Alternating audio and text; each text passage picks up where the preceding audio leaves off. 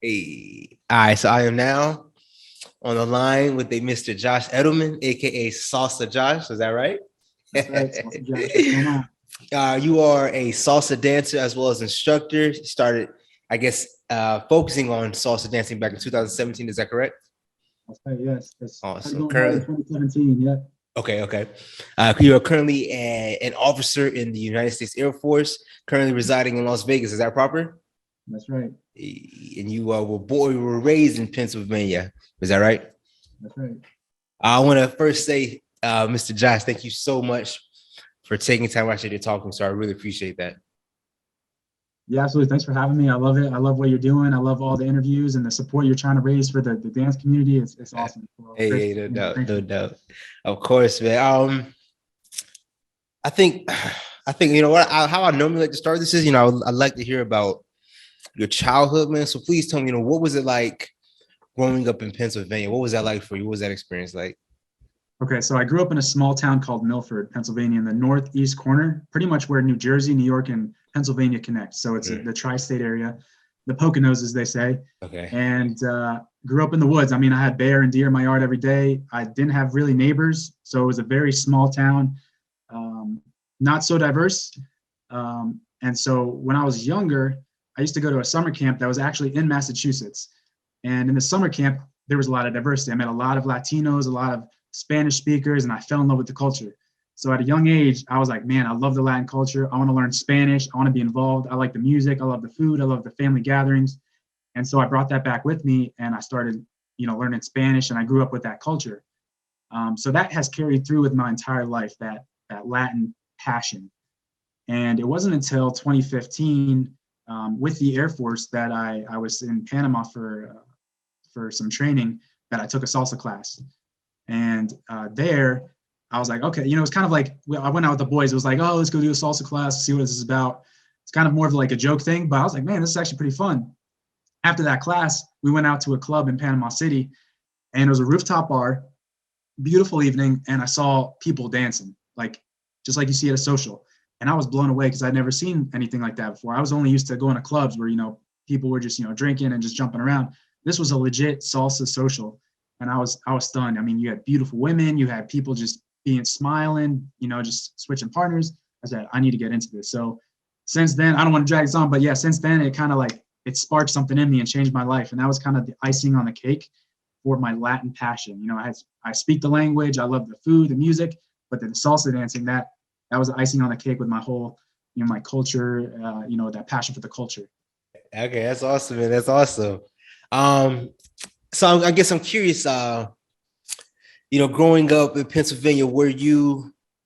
Well, I guess let me ask you this. Do you remember what you wanted to be when you grew up? As a child, do you remember what that was? I didn't have a specific career goal in mind, but I knew that I wanted to serve in the military. I was Oh, always a leader and disciplined, and September 11th had a huge impact on our community. And at a young age, 9/11, that was always something that stuck out. And I said, you know what, I want to serve my country. I want to give back. And that really kind of paved the way for my inspiration to join the service. In addition, the Air Force offered a lot of opportunities to travel, and especially with my passion for the language, I said, you know what, I can combine my interest in serving the country, at the same time being able to travel and utilize my language in Spanish and travel to these countries and have those experiences. So that's kind of where it all came together. okay. Yeah. So growing up in Pennsylvania, you get introduced to it from a summer camp. So I guess I get you when you graduate, do you immediately join the military, or what happens for you? So I applied to the academy. So Okay. the academy is a 4-year program. Yeah. It's very difficult to get into. You have to be appointed by either senator or congressman. You have to be the top of your class in your high school, physically, school wise. So I applied to West Point, Naval Academy, Coast Guard Academy, and the Air Force Academy. Coast Guard Academy was actually interested in me for football too. I played football growing up, and so there was a possibility of me playing football. So that was actually on the top of my list. And West Point was kind of close to me. It was about 50 minutes from West Point, so I had that understanding of how that worked. But the Air Force Academy, I got accepted in the Air Force Academy, and when I went to go visit, I fell in love with it. In addition to what the Air Force offered in terms of the travel that I was looking to pursue. Okay, So, so tell me, talk to me about this, man. I'm pretty sure there are a lot of people out there who are unaware of what the Air Force Academy is like, man. Talk to me about your time there. At 4 years, that's a long time there, man. Talk to me about your experience there. I'll let it hear it. Well, the Air Force Academy, just like other academies, is no college. It's a 4-year military institution. Very, very challenging from your first year, where you're under a lot of restrictions. You can't leave. You have to run everywhere. You got to do all of these crazy things. You got PT all the time. You got classes, a lot of homework, a lot of assignments, a lot of training. Like I said, inspections every day, a lot of stuff. And then as you progress through the ranks through your 4 years, you earn a bit more privileges, but it keeps getting more challenging because now you have more responsibilities being a leader and being in charge of those underclassmen. And so they take it seriously between the school and the military training, because they're preparing you to become officers and represent our country and go on to serve as lieutenants right after you graduate. So there's a lot of work in the academy, but I loved it. I want to push through, and I had the greatest of times because I made it great, and I'm very optimistic and positive. So the people I was with made it a special experience. Even through the tough times, we came together and we had a blast. And so I'll never forget those 4 years, probably the best 4 years of my life, just because the tough times, but also the things that we endured together makes us such a special bond that I have friendships to this day. Even though I don't see these guys all the time, we're the best of friends because of everything we went through. Okay. Let me ask you this now. I'm very curious to hear from you. Say there's someone out there who wants to be in your position. They want to become, an officer in the United States Air Force, man. And they want to go through the academy. In your opinion, what is required of a certain person, of that individual? What is required of them to make it through the Air Force Academy? So this sounds kind of cliche, but the Air Force, the 3 core values of the Air Force are integrity first, service before self, and excellence in all we do. And that's a chant you'll see that everywhere. But it really is how you are based at the academy. If you don't live up to those values, you're not going to make it through. And so you really got to make sure that you have everything in check and that you are 100% committed to serving with excellence, like always doing the right thing, fessing up when you make a mistake, helping others, putting others before yourself.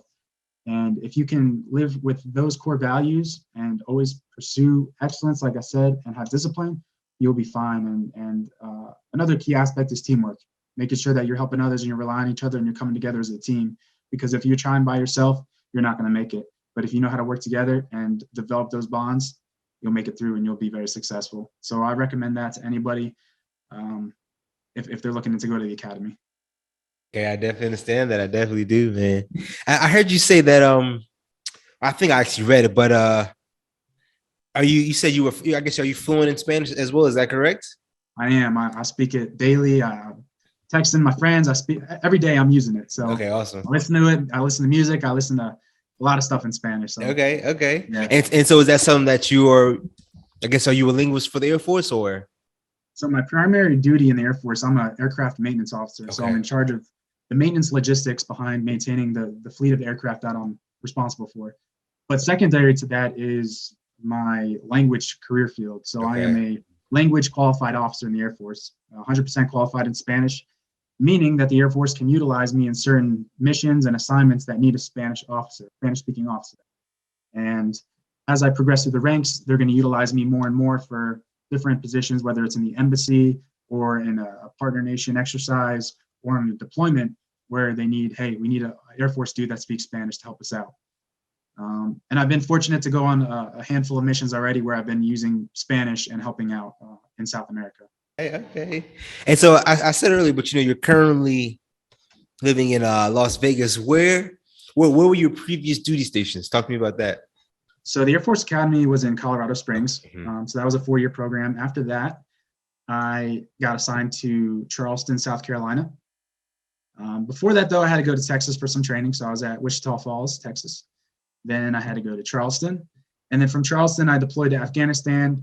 And I've done several assignments in South America, smaller temporary duty assignments or special missions. And then from Charleston, I came right here to Las Vegas. Okay, that's awesome. Let me ask you this. I don't want to be negative, but what was your least favorite duty station? That's really tough because, like I was telling you, like I make everything the best of it. I haven't had any bad experience. Even Afghanistan, with a lot of stuff that was going on. Excuse me. I had a great time with the people I was with and the team I was with. I had such a close-knit team. Yeah, man, it's a tough question. I don't have a least favorite. Okay. Well, talk to me about Afghanistan, man. I think, especially in America, we all hear about it, but very few of us actually get to experience that. So tell me about your time. When were you there? How long were you there? And what was it like? I was there from July 2019 to February of 2020. So 6-month deployment, and I was in Bagram, so one of the larger bases in Afghanistan at the time. But I was also moving between Bagram and Kandahar, which was another smaller base in Afghanistan. It was an eye-opening experience. For me, like I mentioned before, 9/11 was a big impact and on my life, and I knew I wanted to serve. So going into Afghanistan was a full circle fulfillment for me. I was like, you know what? I'm finally giving back, and I'm finally going to the place that, kind of kicked off everything. And so for me, the experience was, like I said, eye-opening. There's a lot of crazy stuff I got to see and be a part of, and a lot of stuff that I'll never forget, things that, that can't really talk about, but I'll say the great thing was the team I was with, and that made it all the more special as an experience. Okay. I definitely understand that, man. Do you I'm gonna be honest with you, man. I'm curious. Do you regret joining the Air Force at all? Or is it something that you are, happy about? Not at all. This has been the greatest journey I've been on is because awesome. of the Air Force. Of course, there's ups and downs, but the opportunities I've had and the people I've met, it's been all worth it, man. I've been able to see so many places and meet so many incredible people. And if it wasn't for the Air Force, I wouldn't have never found salsa dancing or some of these other things that I'm involved with. So it's crazy where life takes you. And so I'm grateful for the Air Force for those opportunities. And, I definitely understand that. I can agree with you, man. Being in the Coast Guard, man, it's afforded me some great opportunities. So I definitely appreciate that. I definitely do. Talk to me about, so, you kind of brought it up, man. So talk to me about how you initially got introduced into salsa. How did that come about? So I was in Panama in 2015 for a language course with the Air Force. It was a language program to help us, improve our Spanish. And one of the activities one night was for our small group of Air Force members to go out and take a salsa class, kind of like as a bonding moment. And so it was kind of like, okay, whatever, we'll go do this. We took the class. Everyone else was like kind of making fun of it or not really feeling it, but I was like, I got this. I'm an athlete. Like it kind of clicked. And so that night we went out to the clubs. We were walking around and we went to one club. Like I said, there was a rooftop bar where people were dancing salsa. And I was like, wow, this is something different. So I went back home after this trip. And like I said, I was living in Colorado at the time. And I started taking classes every once in a blue moon in Denver. And I kept this on the DL because I didn't want my buddies knowing. I was like, okay, this is kind of weird, but I'm going to start taking some classes. And I loved it, man. Like I loved so we had the class that was free. This is at the social at night, they have a free class and then they start the social. So I was taking those free classes, those introductory classes. And then the social was awesome. I mean, just the people were great. The friends I was making, I'm like, man, I'm really getting into this. But that was 2016, 2017. I was kind of dabbling in classes. Oh, real quick. I want to hear all of this, man. But tell me this real quick, man. Tell me about your beginner stage. What was your beginner stage like in learning salsa? So I started out with salsa on 1. Okay. And I didn't really know the difference at the time. I didn't know any of the theory or salsa on 1, salsa on 2, all that. But I started out with salsa and learned the basics. But it was actually bachata that I got a little more hooked on first. It was a little easier to understand and to pick up. And I felt like, you know what, this is my thing. I'm going to do a little more bachata. So that's kind of eventually went to bachata for a bit. But salsa was salsa on 1. I was getting the basic steps, the side step, right turn, left turn. And it was a slow progression, but I was sticking with it. I would practice in my room. I would go home. I would stand in front of a mirror and practice my steps. And I was dabbling in it, right? So I was only going every once in a blue moon to these clubs. Nothing really clicked yet. I was like, all right, this is cool. No one knows about this. I'm kind of learning. But it was in 2017 where I went to, I was in Texas at the time for training. And I went to the bachata. There was the Dallas Bachata Festival. Dallas Bachata Congress. That was the first Congress I ever went to. And I was blown away. The ballrooms, the classes, everybody coming out, dressing up so nice, smiles everywhere. And that's what triggered it for me. I was dabbling in it, but this got me. This was 2017. I was like, okay, there's a whole nother world that I'm not a part of yet. I had no idea this was in existence, the social dancing thing. And from that point, I went all out. I started taking classes at a local studio almost every day. I practiced in my room every day. I was watching videos. I was watching YouTube. I was watching Fernando Sosa, Terry, all these guys, right? So it was from that point on, it was fire, man. Every day I was working out. Hey, I definitely can agree to that as well, man. I want to say that if for maybe anybody who's listening who's never been to a congress or to a festival, it's a very eye-opening experience because it kind of shows you, what is possible when you see these amazing dancers, and it's like it's all inspiring to see what people are able to do, have accomplished, the time they've dedicated, and how wonderful it looks, man. So I definitely understand that. Going back to my first dance congress, it was amazing and a great time, a great time. So I definitely understand that. And to add on, coming from a small town of Pennsylvania, I grew up in, I don't want to say a cold area. I mean, both literally, but also socially. I was very far apart, didn't have too much of that Latin atmosphere. I had a couple of Latino friends, but other than that, the Latin culture is really what I was attracted to. I said, wow, there's a connection here that I haven't found before. Growing up, 18, 19, 20, 21, I'm trying to go to the clubs, meet people, meet girls. And it's just like nothing was clicking. I was like, man, I don't feel a connection with people. But the Congress and the social dancing is, wow, there's a connection here with not just women in general, but the community. And that's what I loved. It's like, whether you're married, boyfriend, girlfriend, we're switching partners, we're having a great time and enjoying the music and that moment.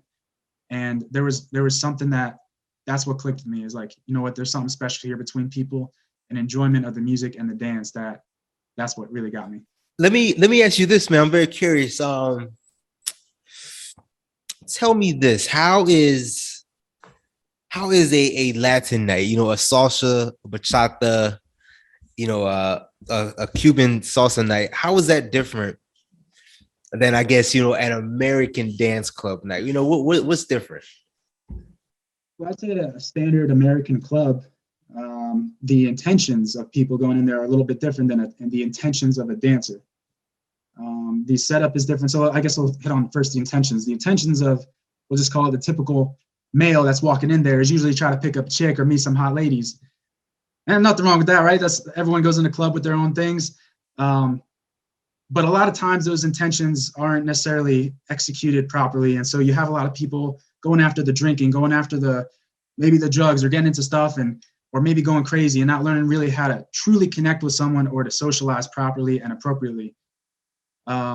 Whereas in a salsa dancing or a social dance scene, whether it's salsa, bachata, cha-cha, all that, people know how to respect one another, be seductive and sexy, but like I said, know where not to cross the line. And so you can enjoy the sexiness and the seductiveness of the dance, but at the same time, be respectful of one another, have a great time, intermingle, all that jazz. And I think that's where it changes. Your intentions are a little different, and also the way in which you act and socialize. There's a little bit higher of an intellect, a social intellect that goes into it, which is what I really enjoy. Okay, I definitely understand that. I definitely do. So you go to your first your first Congress, your first Congress, your first festival, you get hooked, you start becoming more involved in it and everything. I guess, what happens for you, because if I'm not mistaken, at some point you start to help teach as well. So tell me, what happens after you get hooked? What happens after that for you? So let's go from 2017, I'm going all out and I'm getting pretty good fairly quickly compared to an average student.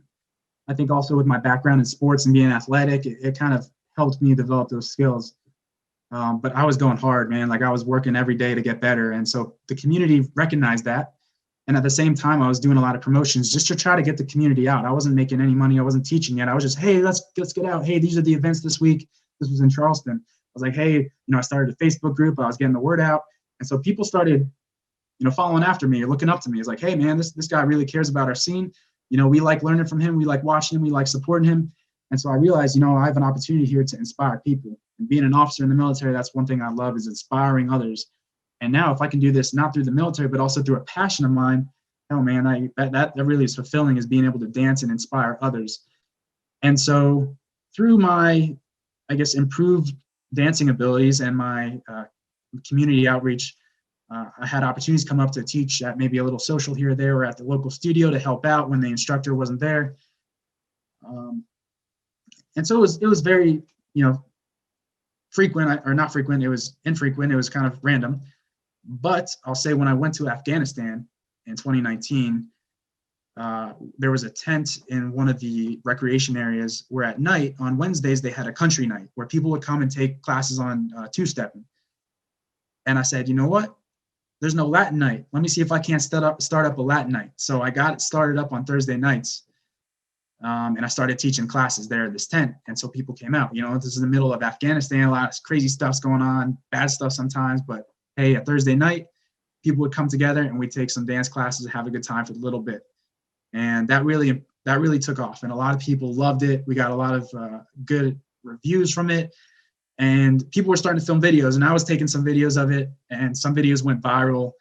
And it was kind of a highlight, hey, look, Air Force officers, putting this together, bringing people together, diversity, dancing, improving morale, all that good stuff. And from that, I kind of continued on with teaching where I could and bringing the community together. Okay. That's awesome, man. That's actually really, really cool, man. That's really cool to hear about that. Let me ask you this, man.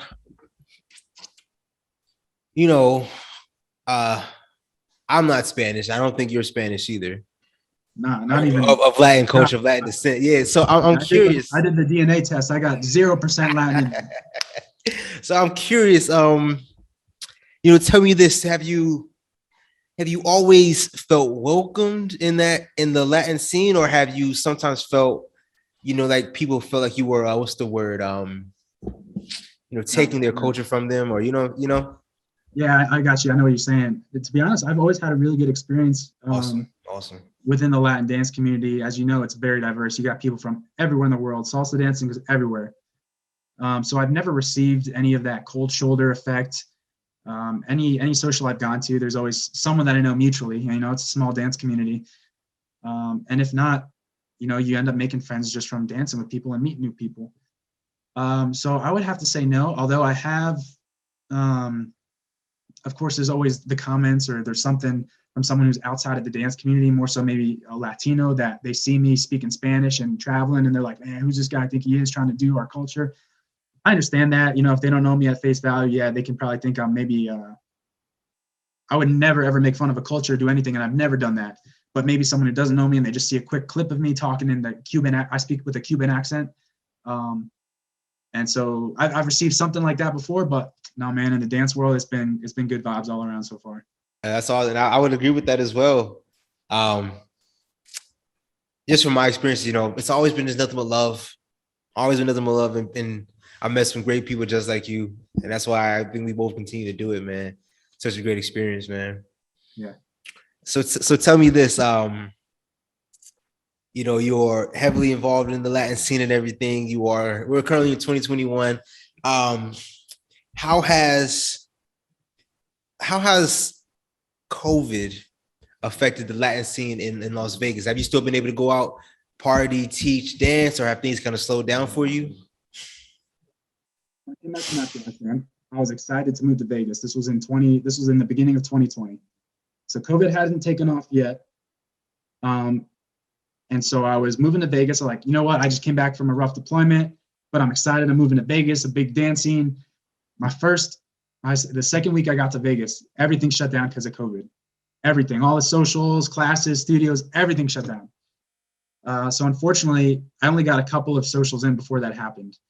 But Vegas, I say, was pretty good in terms of maintaining some sort of dance scene. The studios were open with, regulations, of course, wearing a mask, social distancing. We had the squares on the floor. The socials, unfortunately, had to be put to a stop for the most part. But they did come back online after a bit, and it's been steady overall. I mean, people had underground parties. I actually hosted some stuff in my house with some friends, and everything was good. And so since then, though, we're back pretty much full on now. We got a social tonight. We got one tomorrow. We had one last night. So it's all good now. Hey, I'm super jealous, man. I'm in Guam right now. They don't really have much of a scene out here, man. So I'm super jealous. Is there any I guess is there any local studios or anything that someone started? I've been looking around, and I guess man, I need to take from you, man, to start my own thing. But not really. There's a couple of like Facebook groups, Yeah. but I guess you're just not very consistent with it, man. Which is super unfortunate. I went to one social at a hotel, man, but it wasn't that many people, man. So it is what it is. It is what it What is. you can do, and I know it's tough, but I mean, if you even start a free class, maybe at the base gym or something. I don't know Okay. if this is what I did when I was on my other deployment in Italy. They had, the base gym, and they had, yoga classes, Zumba classes. I said, hey, I'm a salsa teacher and dancer. Can I start a salsa class? And it was very basic, but hey, it gets people out and they start, learning about it. So maybe some look into if they Okay. don't have that. Yeah. Okay, let me ask you Oh, this, man. bachata. Yeah, let me ask you this, man. All right. Say for someone who I would say for myself, I've been dancing for the past 10 years. And I'm confident that I can say out of everything I do in life, this is what I do best, man. I love to dance. I love to dance, man. How did you, I guess, gain the confidence to even want to teach? Like how did you overcome the self-doubt? Like, should I even be teaching this class? How'd you cope with that?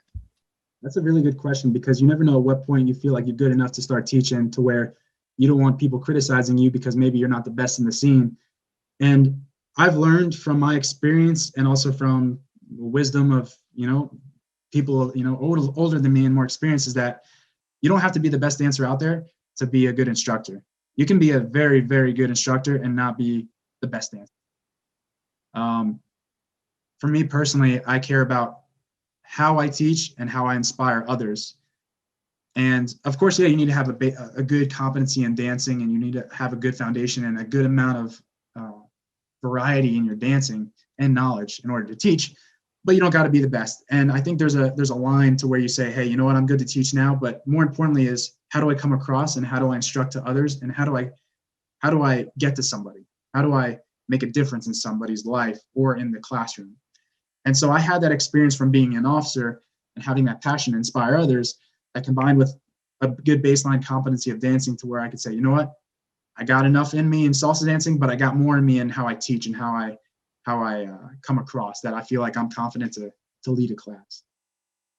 Sure enough. Okay, I understand that, man. Um, I talked to a lot of instructors, dance instructors, definitely, man. And one thing I know for sure is that uh, the skill of something is completely different than the ability to teach. Two different skills. So I definitely understand that. Let me ask you this, man. So I know you said you were into bachata at one point. What is your favorite right now? Salsa, bachata? Are you salsa Josh, or are you bachata Josh? What is it? No, I'm salsa all the way, but I love bachata. Like, of course I do just as pretty much 50-50 at the social, it's a good mix of bachata and salsa, and I'm doing both. But I will say this though, when I'm at a Congress and you got a salsa room and a bachata room, you can bet that I'm going to be in the salsa room the majority of the time. Because when I'm on fire, man. I don't want to stop, and so it's tough to get me out of the bachata or out of the Okay. salsa room. But of course, yeah, I hop in and do bachata every once in a while, Uh-huh. and I love both. But yes, Okay. if I pick one, it'd be salsa. So tell me this, man, for an outsider looking in, can you put into words, what is it that draws you to salsa so much? Is it the music? Is it the people? Is it the dance? Is it the environment? What is it? What makes you love it so much? That's tough. If I had to narrow it down to one thing, that's really tough, because I say it's all of it put together. I'm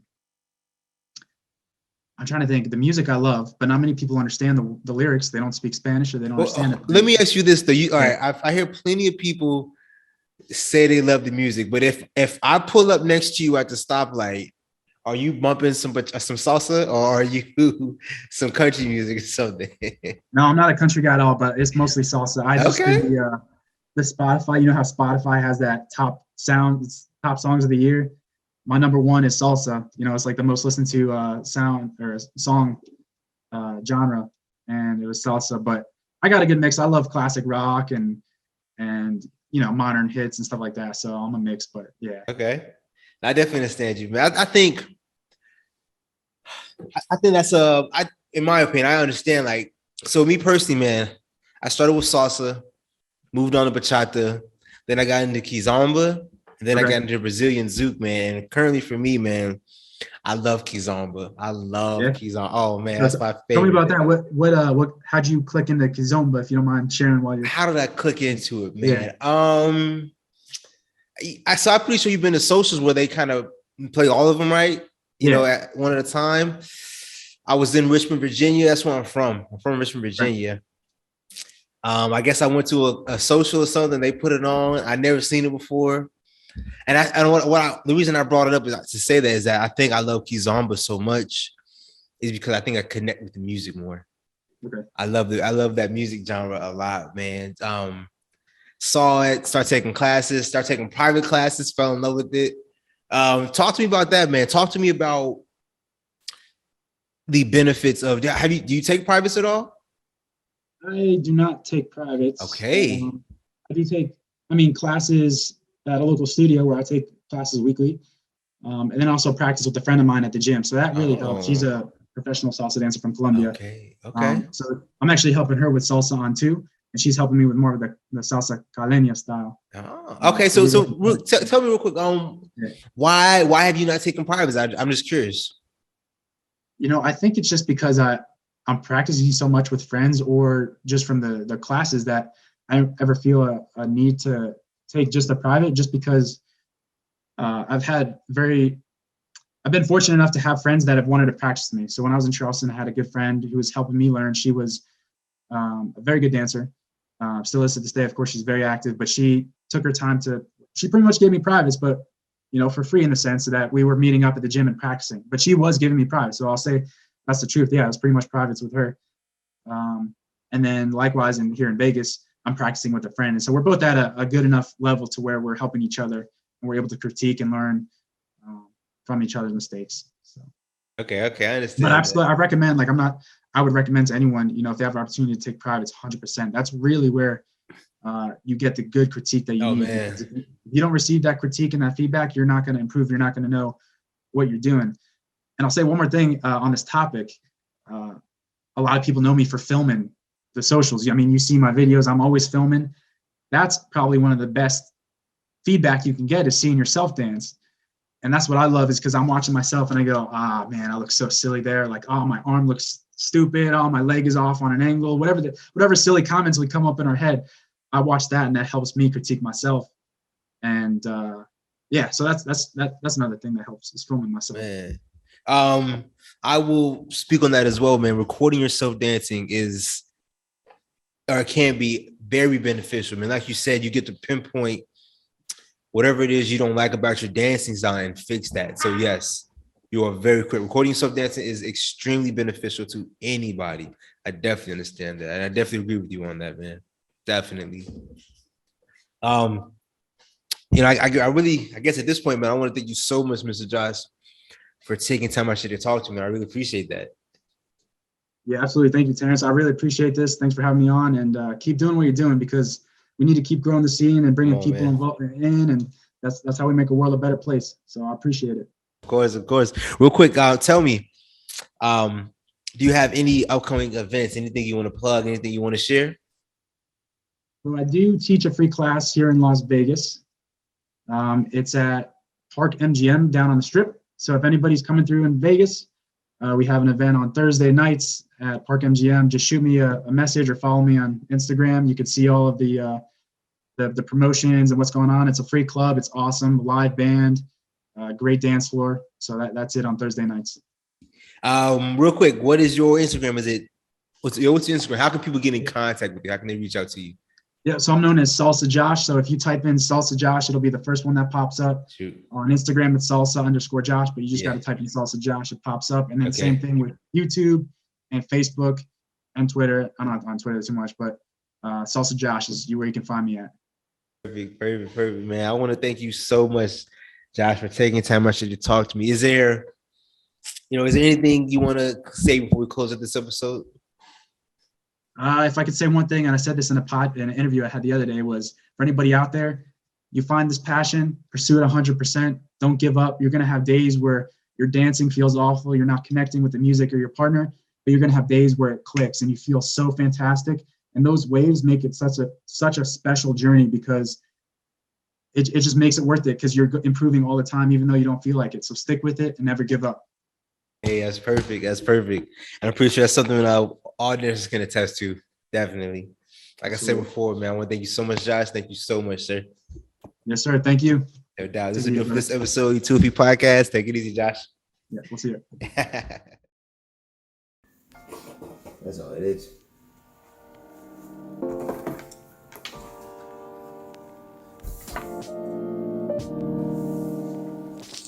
Hey everyone, if you made it this far to the end of the video, I want to thank you so much. My overall goal with making these interviews and these episodes is to give a voice to dancers, to give them a platform to speak their story. So if this is of value to anyone, then that means the world to me. My overall goal is to give value to the dance community. So if you find no value in this, then I urge you to please let me know where I can improve on. I truly want to, just give value and content to the dance community. So please let me know how I can improve, where I'm messing up, because to be 100% honest with you, I'm learning along the way as I do this. I truly am. So to be able to interact with the dance community, it means the world to me, because it gives me feedback and it lets me know what I'm doing right, where I can improve upon, what I'm doing wrong, which I feel like might maybe more important. So please, if you all could comment and just let me know what you think, it means the world to me, because that feedback just helps me improve. So please comment as well. Please like and subscribe. That means a lot as well. But I want to say thank you so much for just watching this, because it means the world to me. I want to take you on this journey of the 2 Left Feet Podcast. I'm very excited for it. So once again, thank you so much.